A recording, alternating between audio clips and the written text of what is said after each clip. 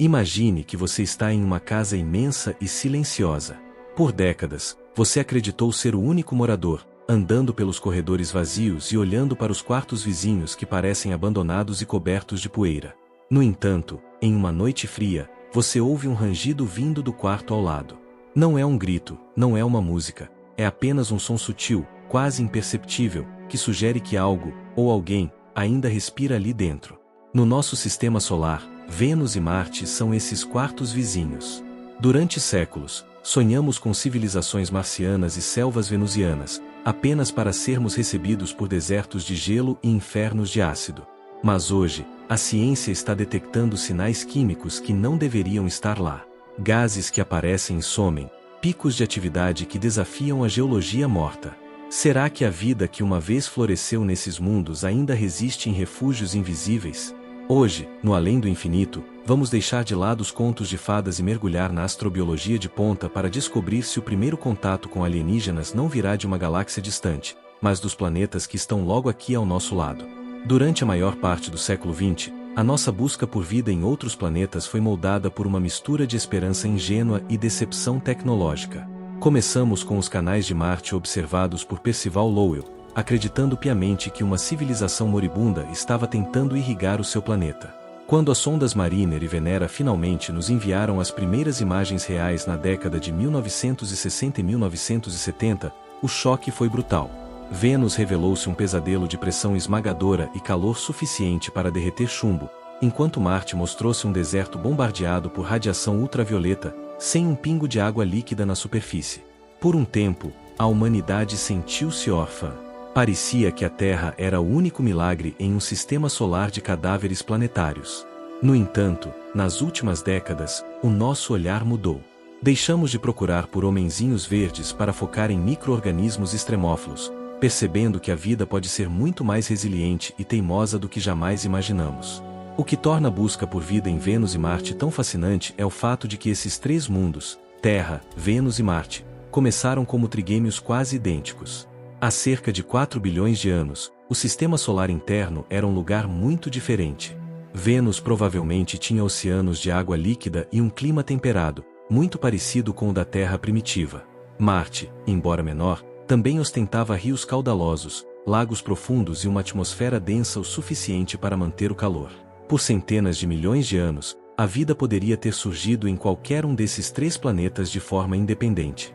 Estávamos em uma corrida biológica tripla, mas, por razões que ainda tentamos compreender, a Terra foi a única que conseguiu manter o equilíbrio.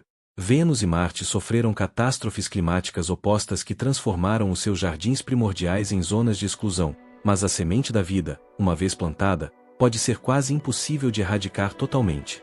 Vênus é o que chamamos de gêmeo maligno da Terra. Devido à sua proximidade com o Sol e à falta de um ciclo de carbono eficiente, o planeta entrou em um efeito estufa desenfreado. A água dos seus oceanos evaporou, o hidrogênio escapou para o espaço e o dióxido de carbono acumulou-se até criar uma pressão atmosférica 90 vezes superior à da Terra. Mas, enquanto a superfície se tornava um forno infernal de 460 graus Celsius, algo curioso acontecia na sua atmosfera superior. A cerca de 50 km de altitude, existe uma camada de nuvens onde a pressão e a temperatura são surpreendentemente semelhantes às da superfície da Terra. É um oásis flutuante cercado por ácido sulfúrico. É nesse ambiente hostil, mas temperado, que cientistas acreditam que descendentes de formas de vida antigas podem ter encontrado um último refúgio, adaptando-se para viver em gotas de líquido em suspensão, longe do calor mortal lá de baixo. Já Marte seguiu o caminho do congelamento e da dissecação. Sem um campo magnético global para protegê-lo do vento solar, o planeta vermelho perdeu a maior parte da sua atmosfera há cerca de 3 bilhões e 500 milhões de anos. A água líquida congelou no solo ou evaporou. No entanto, Marte não é um mundo morto, é um mundo em animação suspensa. Sabemos hoje que existe gelo de água em abundância nos polos e escondido sob o permafrost em latitudes baixas. Se a vida marciana floresceu no seu passado úmido, ela não teria simplesmente desaparecido, ela teria recuado para o subsolo. Em aquíferos profundos, aquecidos pelo calor residual do núcleo planetário, comunidades de micro-organismos poderiam estar prosperando há eras, protegidas da radiação e do vácuo da superfície. Marte e Vênus não são desertos sem esperança, São arquivos históricos de biologia que aguardam o nosso toque para revelarem os seus segredos. Em setembro de 2020, a comunidade científica foi sacudida por um anúncio que parecia impossível: a detecção de fosfina nas nuvens de Vênus. A fosfina é um gás composto por um átomo de fósforo e 3 de hidrogênio. Na Terra, ela é uma substância extremamente tóxica e fétida, produzida quase exclusivamente por bactérias que vivem em ambientes sem oxigênio, como pântanos ou intestinos de animais, ou através de processos industriais humanos. Encontrar esse gás em um planeta rochoso como Vênus é um quebra-cabeça químico monumental, pois o oxigênio presente na atmosfera venusiana deveria destruir a fosfina rapidamente. Para que ela seja detectada hoje, deve haver algo, biológico ou geológico, que a esteja produzindo constantemente em quantidades significativas, desafiando o que sabemos sobre a química planetária. A descoberta foi feita utilizando o telescópio James Clerk Maxwell, no Havaí, e o Observatório ALMA, no Chile. Os dados mostraram uma concentração de cerca de 20 partes por bilhão de fosfina na camada de nuvens temperadas.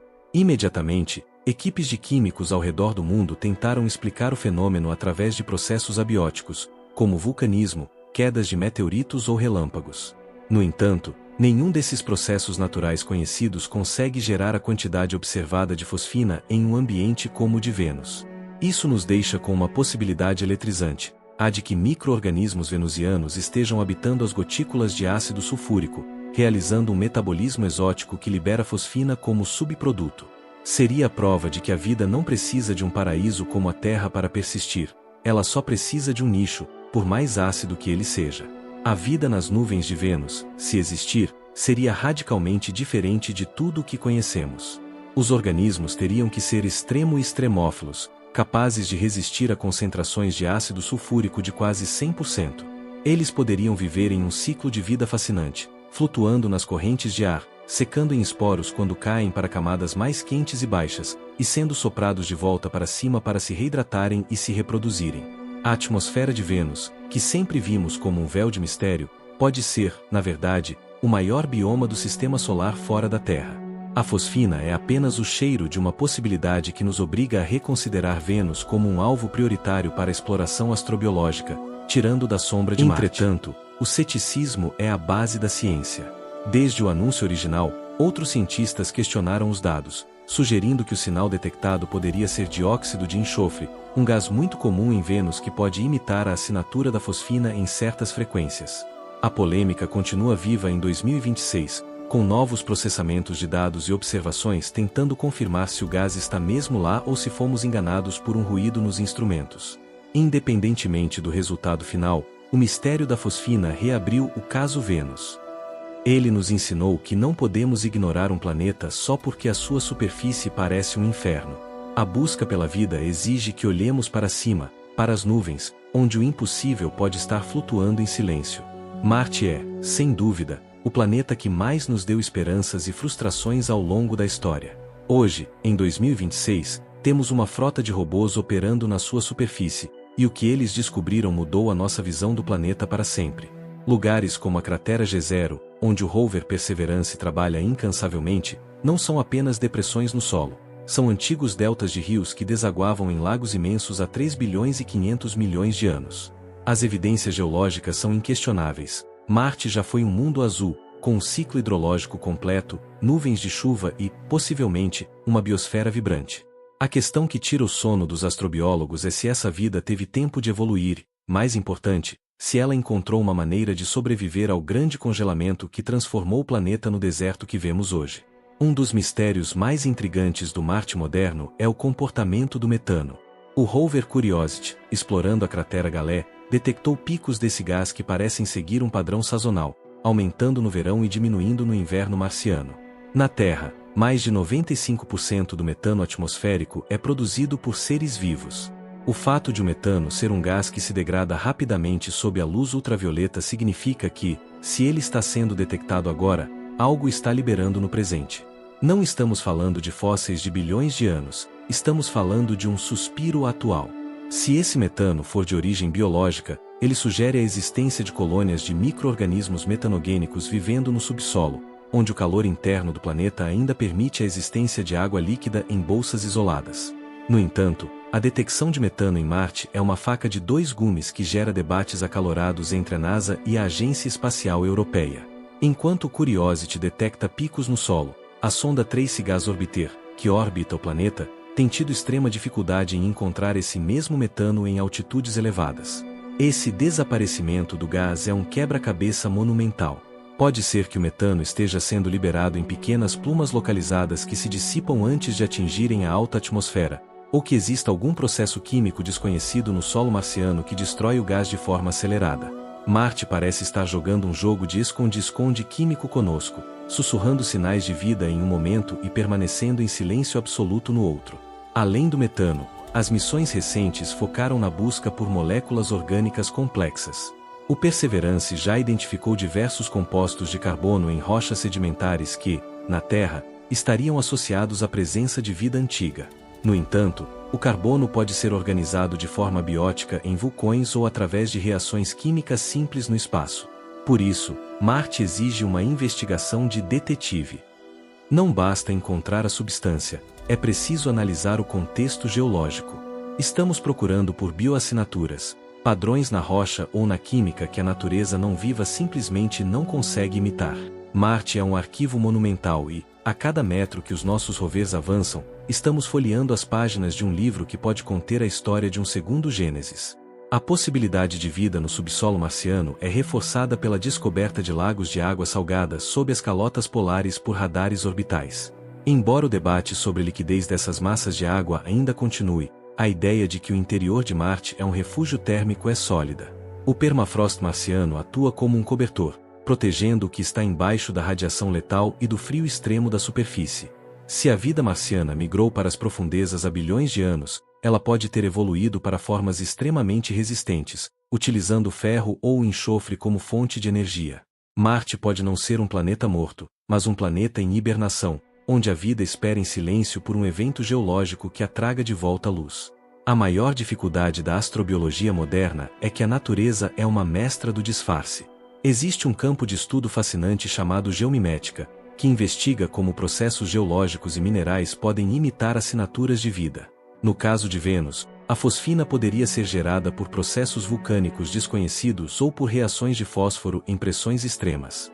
Em Marte, o metano pode ser o resultado de um processo chamado serpentinização, onde a água reage com rochas ricas em olivina, liberando hidrogênio que se combina com o carbono para formar metano, sem a necessidade de um único micróbio. O duelo entre a geologia e a biologia é constante, e o fardo da prova recai sobre os ombros de quem afirma ter encontrado vida. Como dizia o astrônomo Carl Sagan, alegações extraordinárias exigem evidências extraordinárias. Encontrar vida fora da Terra seria a maior descoberta da história humana, e por isso a ciência exige um nível de rigor quase absoluto. Um pico de gás ou uma molécula orgânica são evidências circunstanciais, mas não são a arma do crime. Para confirmar a vida em Vênus ou Marte, precisaríamos de algo mais definitivo, uma imagem de uma estrutura celular, uma medição de quiralidade, a orientação das moléculas da vida, ou, idealmente, uma amostra trazida para a Terra onde pudéssemos observar o metabolismo em tempo real. Até lá, cada descoberta será recebida com um ceticismo saudável, que é o que separa a ciência real da fantasia. Este duelo cria tensões produtivas entre diferentes equipes de pesquisa. Enquanto os astrobiólogos buscam padrões biológicos, os geoquímicos tentam encontrar maneiras de explicar esses mesmos padrões através de química morta. Esse rigor é o que garante que, quando o anúncio final for feito, ele seja incontestável. Em 2026, estamos vivendo um momento único onde as ferramentas de análise química nos rovers são quase tão poderosas quanto as de um laboratório universitário na Terra. No entanto, Marte e Vênus continuam a nos desafiar com fenômenos que não se encaixam perfeitamente em nenhuma das duas categorias. Estamos na zona cinzenta da descoberta, onde a intuição nos diz que há algo lá, mas a prova ainda escapa por entre os nossos dedos robóticos. O ceticismo também serve para nos proteger da contaminação. Existe o risco de levarmos micro-organismos da Terra para esses planetas e depois descobri-los como se fossem alienígenas. Por isso, a limpeza dos rovers é um processo de engenharia extremo. Se detectarmos vida em Marte, a primeira pergunta será: essa vida é marciana ou é uma bactéria clandestina que pegou carona na nossa nave? A luta pela prova não é apenas técnica, é também uma luta pela pureza da nossa exploração. Cada sinal de metano ou fosfina é passado por um filtro rigoroso de autenticidade cósmica, pois o preço de um erro seria a descredibilização de toda busca pela nossa origem. Por fim, este duelo nos ensina uma lição de humildade sobre o que sabemos do universo. A geologia de outros mundos pode ser muito mais exótica do que a da Terra. O que consideramos um sinal inequívoco de vida aqui pode ser apenas uma reação química comum em um planeta com uma atmosfera de dióxido de carbono e pressões esmagadoras. A busca por vizinhos biológicos está nos forçando a reescrever os manuais de química e geologia, expandindo a nossa definição do que é natural. Seja o resultado final a descoberta de micróbios ou de uma geologia fascinante e complexa, a nossa compreensão do sistema solar nunca mais será a mesma após esses confrontos intelectuais. Para resolver o mistério de Vênus e Marte, não podemos mais confiar apenas em observações distantes, precisamos tocar a matéria. No caso de Vênus, a NASA aprovou 2 missões revolucionárias para o início da década de 2030, a Da Vinci e a Veritas. A missão Da Vinci é particularmente audaciosa, pois enviará uma esfera blindada para mergulhar na atmosfera venusiana, medindo a composição química e tirando fotos de alta resolução das tecelas, formações geológicas que podem ser os restos de continentes antigos. Esse mergulho de 63 minutos será a nossa melhor chance de confirmar a presença de fosfina e entender se as nuvens de Vênus são, de fato, um habitat biológico ou apenas um laboratório de química exótica. A missão Veritas, por outro lado, usará um radar de última geração para mapear a superfície de Vênus com uma precisão nunca antes vista, buscando sinais de vulcanismo ativo e movimentos tectônicos.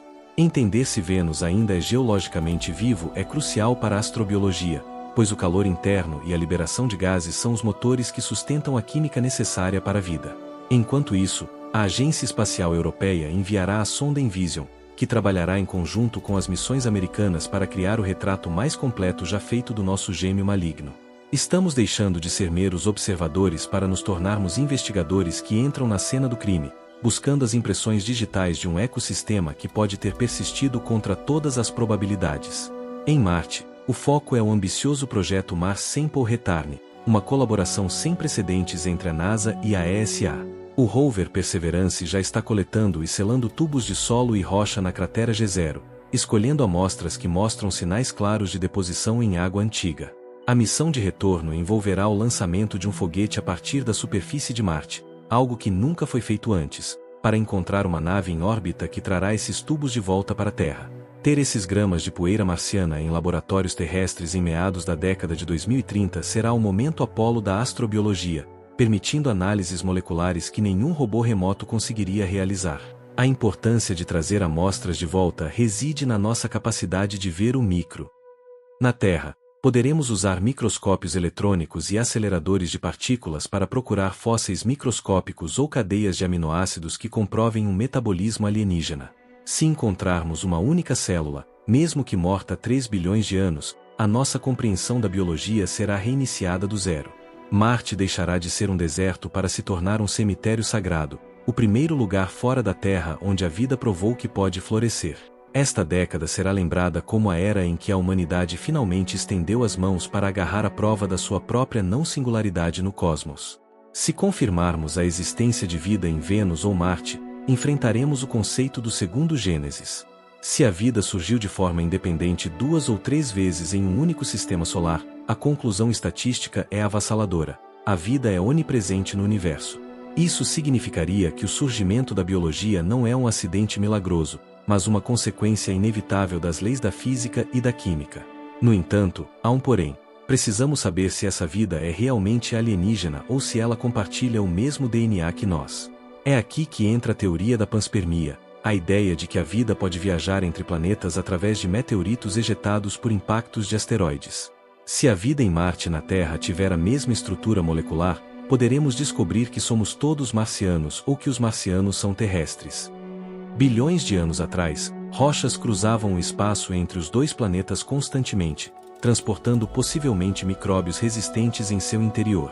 Se isso for verdade, o sistema solar seria uma única biosfera interconectada, e a nossa busca por vida realmente diferente teria que se expandir para as luas geladas de Júpiter e Saturno.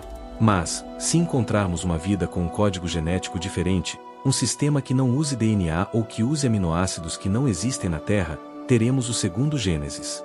Isso provaria que a natureza tem várias maneiras de criar consciência e complexidade. A descoberta de vida mudaria drasticamente a nossa filosofia e religião. Como nos veríamos se soubéssemos que não somos o centro biológico da criação? O excepcionalismo humano sofreria o golpe final, iniciado por Copérnico e Darwin. A preservação desses ambientes se tornaria uma questão ética internacional. Poderíamos colonizar Marte se soubéssemos que estaríamos esmagando micróbios nativos sob as nossas botas? A astrobiologia deixaria de ser uma ciência de telescópios para se tornar uma política de coexistência planetária. Encontrar vida nos nossos vizinhos é encontrar o nosso lugar em uma galáxia que, de repente, parece muito menos vazia e silenciosa. Finalmente, a vida em Vênus e Marte responderia a uma parte do paradoxo de Fermi. Se a vida surge com facilidade, mas não vemos civilizações galácticas, o grande filtro que discutimos anteriormente deve estar à nossa frente, e não atrás de nós. A descoberta de vida microbiana em nossos vizinhos seria, paradoxalmente, um aviso sombrio. A vida é fácil, mas a sobrevivência tecnológica a longo prazo é difícil. Seja como for, a resposta mudará a nossa trajetória como espécie. Deixaremos de ser os habitantes solitários de uma ilha azul para nos tornarmos parte de um oceano cósmico de possibilidades biológicas, onde a vida encontra um caminho, seja nas nuvens de ácido ou nas cavernas de gelo. Chegamos ao fim desta investigação sobre Vênus e Marte, os dois mundos que moldaram os nossos sonhos e medos por gerações. Vimos que a busca pela vida não é apenas sobre encontrar seres complexos, mas sobre entender a resiliência da matéria organizada contra o caos do universo. Do mistério da fosfina nas nuvens de Vênus aos suspiros de metano no solo de Marte, os sinais estão lá, sussurrando verdades que ainda estamos aprendendo a ouvir. O Sistema Solar não é um museu de rochas mortas, mas um laboratório vivo de evolução planetária. Nos próximos 20 anos, as missões que mencionamos trarão as respostas definitivas. Talvez descubramos que somos apenas uma das muitas experiências biológicas do Sol, ou talvez confirmemos que a Terra é um santuário raro de complexidade. Qualquer que seja o resultado, a jornada para Marte e Vênus é, em última análise, uma busca por nós mesmos. Ao estudarmos os limites da vida noutros mundos, aprendemos a valorizar a fragilidade e a beleza da vida no nosso próprio planeta.